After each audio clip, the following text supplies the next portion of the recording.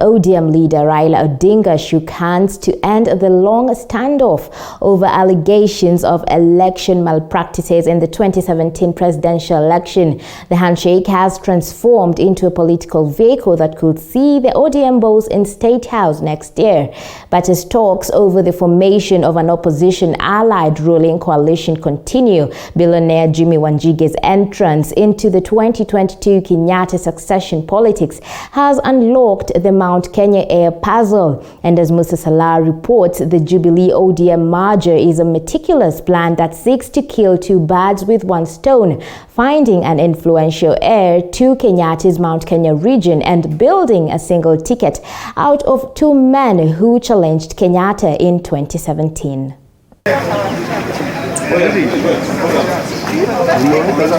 Jubilee Secretary General Raphael Tuju's revelation that the ruling Jubilee Party and the opposition Orange Democratic Movement ODM are in the advanced stages of forming an alliance confirmed rumors that the handshake between President Uhuru Kenyatta and ODM leader Raila Odinga on the stairs of Harambee House in 2018 was Odinga's political vehicle to State House in the 2022 presidential election.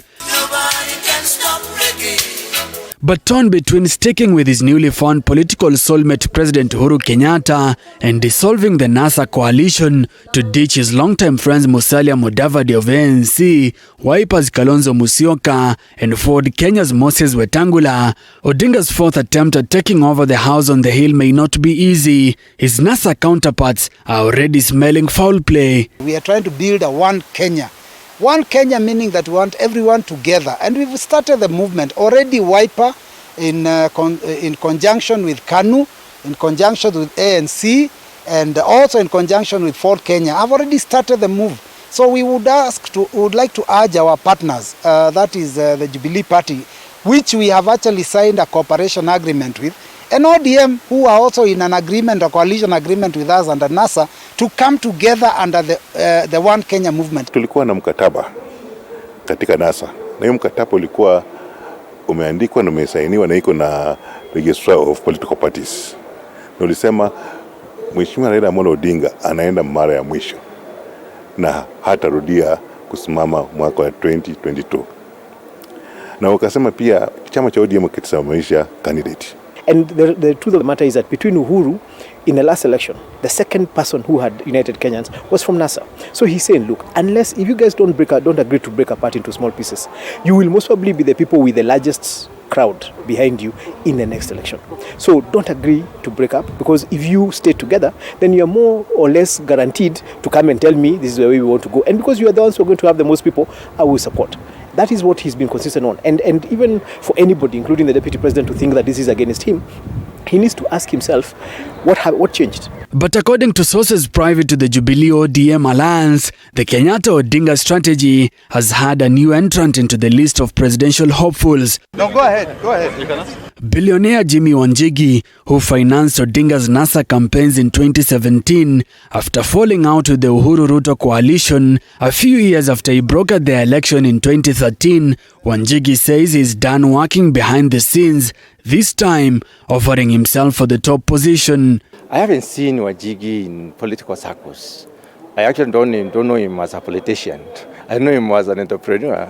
And all of us have got business to do in this world. There are those of us who are chosen to be leaders and politicians. There are those of us who are excellent entrepreneurs. And I believe Wanjigi belongs to the latter category. Whoever tells us that he's the best leader because probably he's affluent or probably he is able to make connections, and I don't think that's leadership.